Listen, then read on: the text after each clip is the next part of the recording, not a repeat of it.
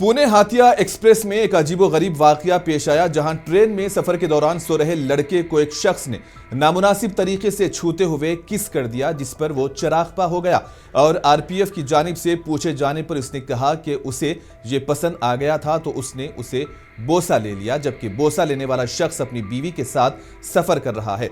हैरत की बात यह है कि भीड़ ने हमला आवर का दिफा किया और आरपीएफ ने दोनों के मर्द होने की बुनियाद पर शिकायत भी दर्ज नहीं की, जिसके बाद लड़के ने रेलवे की हिफाजत पर तशवीश का इजहार किया और सवाल किया कि जब मर्दों को भी इस तरह की हरासानी का सामना करना पड़ता है तो खवातीन कैसे महफूज रह सकती हैं। ट्रेन में सोया था और इस बंदे ने मुझे फोर्सफुली किस किया है सबके सामने, और मैंने पूछा किस क्यों किया तो बोलता है अच्छा लगा कर दिया, और इनकी वाइफ इसको प्रोटेक्ट कर रही है।